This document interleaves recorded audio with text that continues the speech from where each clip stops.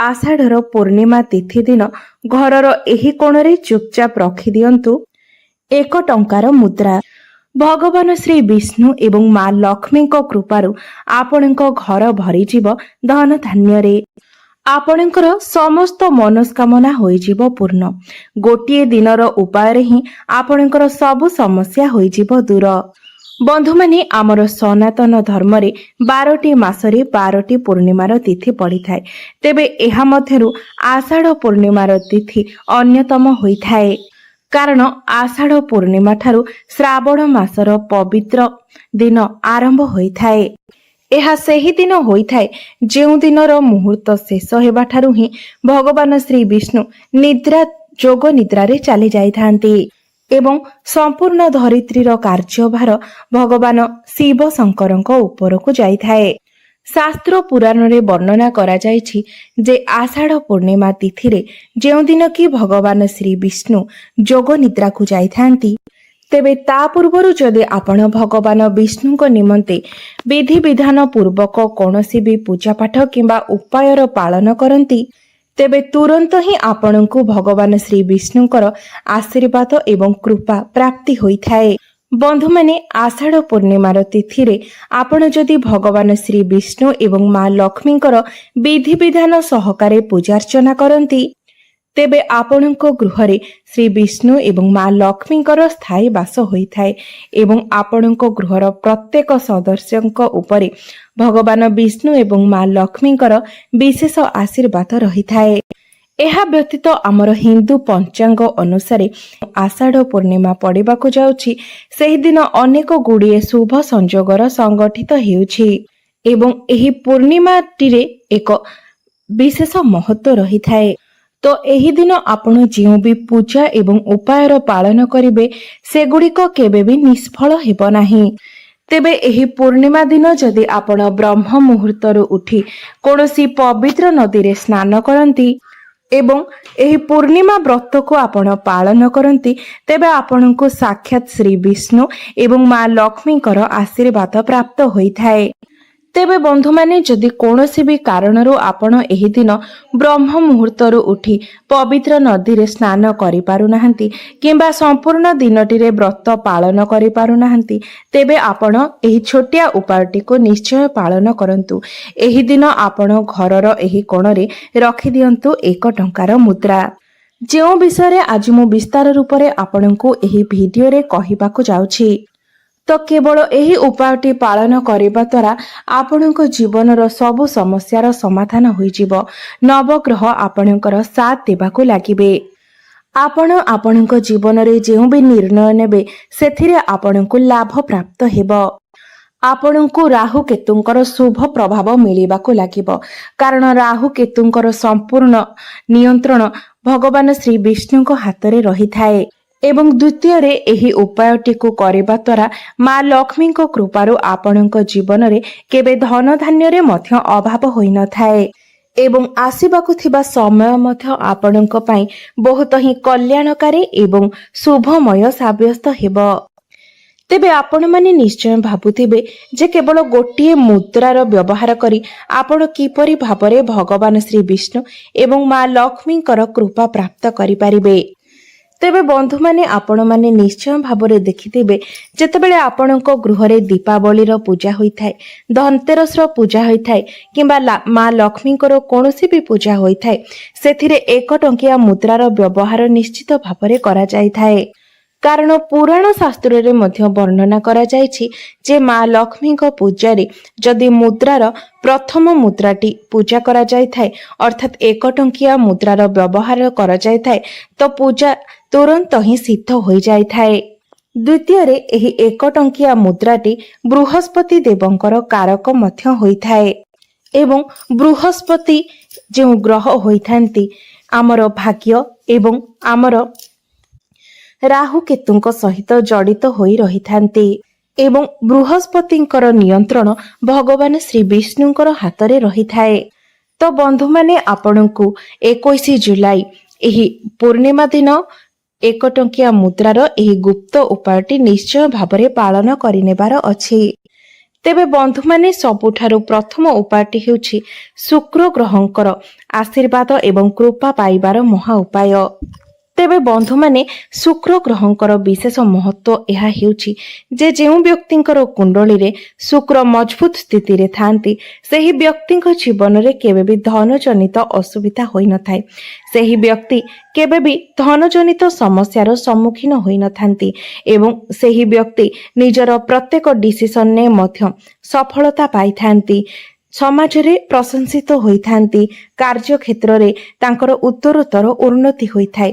ମାତ୍ର ଯେଉଁ ବ୍ୟକ୍ତିଙ୍କର କୁଣ୍ଡଳୀରେ ଶୁକ୍ର ନୀଚ ସ୍ଥିତିରେ ରହିଥାନ୍ତି, ଦୁର୍ବଳ ଅବସ୍ଥାରେ ରହିଥାନ୍ତି, ସେହି ବ୍ୟକ୍ତିଙ୍କୁ ସର୍ବଦା ଧନଜନିତ ସମସ୍ୟାର ସମ୍ମୁଖୀନ ହେବାକୁ ପଡ଼ିଥାଏ ଏବଂ ସେ ତାଙ୍କ ଜୀବନର ପ୍ରତ୍ୟେକ ନିଷ୍ପତ୍ତିରେ ବିଫଳତାର ଶିକାର ହୋଇଥାନ୍ତି। ସମାଜରେ ତାଙ୍କର ମାନ ସମ୍ମାନ ନଥାଏ ଏବଂ ଶୁକ୍ର ଗ୍ରହଙ୍କର ନିୟନ୍ତ୍ରଣ ମା ଲକ୍ଷ୍ମୀଙ୍କ ହାତରେ ରହିଥାଏ। ତ ବନ୍ଧୁମାନେ ସେଥିପାଇଁ ଆପଣ ଏହି ପୂର୍ଣ୍ଣିମା ଦିନ ସନ୍ଧ୍ୟା ସମୟରେ ଭଲ ଭାବରେ ସ୍ନାନ କରିନିଅନ୍ତୁ। ଏହାପରେ ଆପଣ ନିଜ ପୂଜା ଘରକୁ ଯାଆନ୍ତୁ ଏବଂ 2ଟି 1 ଟଙ୍କିଆ ମୁଦ୍ରାକୁ ନିଜର ହାତରେ ରଖି ମା ଲକ୍ଷ୍ମୀଙ୍କର ଯଦି ଆପଣଙ୍କ ଗୃହରେ ପ୍ରତିମା କିମ୍ବା ଫଟୋଚିତ୍ର ଥାଏ ତେବେ ତା ସମ୍ମୁଖରେ ବସନ୍ତୁ। ତାପରେ ଆପଣ ମା ଲକ୍ଷ୍ମୀଙ୍କ ସମ୍ମୁଖରେ ଏକ ଘିଅର ଦୀପ ପ୍ରଜ୍ୱଳନ କରନ୍ତୁ ଏବଂ ସେହି 2ଟି 1 ଟଙ୍କିଆ ମୁଦ୍ରାକୁ ନିଜ ହାତରେ ଧରି ମା ଲକ୍ଷ୍ମୀଙ୍କର ବୀଜ ମନ୍ତ୍ରକୁ 11 ଥର ଜପ କରନ୍ତୁ। 11 ଥର ଏଥିପାଇଁ କାରଣ ଏହି 11 ସଂଖ୍ୟାଟି ମା ଲକ୍ଷ୍ମୀ ଏବଂ ଭଗବାନ ବିଷ୍ଣୁଙ୍କର ଅତ୍ୟନ୍ତ ପ୍ରିୟ ସଂଖ୍ୟା ହୋଇଥାଏ। ତ ଆପଣଙ୍କୁ ମା ଲକ୍ଷ୍ମୀଙ୍କର ବୀଜ ମନ୍ତ୍ରକୁ 11 ଥର ଜପ କରିବାର ଅଛି। ମା ଲକ୍ଷ୍ମୀଙ୍କର ବୀଜ ମନ୍ତ୍ରଟି ହେଉଛି ଓମ୍ ମହାଲକ୍ଷ୍ମୀ ନମଃ। ତେବେ ମନ୍ତ୍ରର ଜପ କରିସାରିବା ପରେ ଆପଣ ମା ଲକ୍ଷ୍ମୀଙ୍କ ନିକଟରେ ପ୍ରାର୍ଥନା କରନ୍ତୁ ଯେ ମା ଲକ୍ଷ୍ମୀ ଆପଣ ମୋ ଗୃହରେ ସ୍ଥାୟୀ ରୂପରେ ବାସ କରନ୍ତୁ ଏବଂ ସର୍ବଦା ମୋ ଉପରେ ଆପଣଙ୍କର ଆଶୀର୍ବାଦର ହାତ ରଖିଥାନ୍ତୁ। ତାପରେ ଆପଣ ସେହି 2ଟି କଏନ୍କୁ ନେଇ ଗୋଟିଏ କଏନ୍କୁ ନିଜର ପର୍ସରେ ରଖିଦିଅନ୍ତୁ। ତେବେ ଧ୍ୟାନ ରଖିବେ ଯେପରି ଆପଣଙ୍କର ପର୍ସଟି ଚମଡ଼ାର ନ ହୋଇଥିବା ଆବଶ୍ୟକ ଏବଂ ଆଉ ଗୋଟିଏ କଏନ୍କୁ ଆପଣ ନିଜର ଆଲମାରିରେ ଯେଉଁଠାରେ ଆପଣ ଟଙ୍କା ରଖୁଛନ୍ତି ସେହି ସ୍ଥାନରେ ରଖିଦିଅନ୍ତୁ। ତେବେ ଯଦି ଏହି ଛୋଟିଆ ଉପାୟଟି ଆପଣ ପୂର୍ଣ୍ଣିମା ତିଥିରେ କରିନିଅନ୍ତି ତ ଶୁକ୍ର ଗ୍ରହ ଆପଣଙ୍କର ସାଥ ଦେବାକୁ ଲାଗିଥାନ୍ତି। ଆପଣ ଧନ ସମ୍ବନ୍ଧିତ ଯେଉଁ ବି ନିର୍ଣ୍ଣୟ ନେବେ ସେଥିରେ ଆପଣଙ୍କୁ ସଫଳତା ପ୍ରାପ୍ତି ହେବ। ଆପଣଙ୍କ ଜୀବନରେ ଧନ ଆସିବା ଆରମ୍ଭ ହୋଇଯିବ ଏବଂ ଯେଉଁ ଧନ ଆସିବ ତାହା ବଦଖର୍ଚ୍ଚ ମଧ୍ୟ ହେବ ନାହିଁ, ଅର୍ଥାତ୍ ଆପଣଙ୍କର ସଞ୍ଚିତ ଅର୍ଥରେ ମଧ୍ୟ ବୃଦ୍ଧି ହେବ। ମା ଲକ୍ଷ୍ମୀଙ୍କର ଆଶୀର୍ବାଦ ସର୍ବଦା ଆପଣଙ୍କ ଉପରେ ରହିବ ଏବଂ ଆଗାମୀ ସମୟରେ ମଧ୍ୟ ଆପଣଙ୍କୁ ଆଉ ଆର୍ଥିକ ସମସ୍ୟାର ସମ୍ମୁଖୀନ ହେବାକୁ ପଡ଼ିବ ନାହିଁ। ବନ୍ଧୁମାନେ ଶାସ୍ତ୍ର ପୁରାଣରେ ମଧ୍ୟ ବର୍ଣ୍ଣନା କରାଯାଇଛି ଯେ ପୂର୍ଣ୍ଣିମା ତିଥିରେ ଭଗବାନ ଶ୍ରୀ ବିଷ୍ଣୁ କଦଳୀ ଗଛରେ ବାସ କରିଥାନ୍ତି ଏବଂ ଆପଣ ମାନେ ନିଶ୍ଚୟ ଭାବରେ ଦେଖିଥିବେ ଯେ ଆମେ ଯେଉଁ ପୂଜା ପାଠ କରିଥାଉ ସେଥିରେ କଦଳୀ ପତ୍ରର ବ୍ୟବହାର ନିଶ୍ଚିତ ଭାବରେ କରାଯାଇଥାଏ। କାରଣ କଦଳୀ ଗଛଟି ଆମର ହିନ୍ଦୁ ଧର୍ମରେ ଏକ ପୂଜନୀୟ ଗଛ ଭାବରେ ବିବେଚନା କରାଯାଇଥାଏ ଏବଂ ଆପଣମାନେ ଯଦି ଚାହୁଁଛନ୍ତି ଯେ ଭାଗ୍ୟ ସର୍ବଦା ଆପଣଙ୍କର ସାଥ ଦେଉ, ଆପଣଙ୍କୁ ସର୍ବଦା ନବଗ୍ରହଙ୍କର ଶୁଭ ଫଳ ପ୍ରାପ୍ତି ହେଉ, ତ ଆପଣମାନଙ୍କୁ ମୁଁ ଭିଡିଓର ଆରମ୍ଭରେ ହିଁ କହିସାରିଛି ଯେ ଜଣେ ବ୍ୟକ୍ତିର ଭାଗ୍ୟର ନିୟନ୍ତ୍ରଣ ଭଗବାନ ଶ୍ରୀ ବିଷ୍ଣୁଙ୍କ ହାତରେ ହିଁ ରହିଥାଏ। ତ ସେଥିପାଇଁ ଆପଣ ଏହି ଆଷାଢ଼ ପୂର୍ଣ୍ଣିମା ତିଥିରେ ସନ୍ଧ୍ୟା ହେବା ପୂର୍ବରୁ ହାତରେ ଗୋଟିଏ 1 ଟଙ୍କିଆ ମୁଦ୍ରା ଧରି ଆପଣଙ୍କ ଘର ପାଖରେ ଥିବା କଦଳୀ ଗଛ ନିକଟକୁ ଯାଆନ୍ତୁ ଏବଂ କଦଳୀ ଗଛ ସମ୍ମୁଖରେ ସେହି 1 ଟଙ୍କିଆ କଏନ୍ଟିକୁ ହାତରେ ଧରି ଠିଆ ହୋଇଯାଆନ୍ତୁ।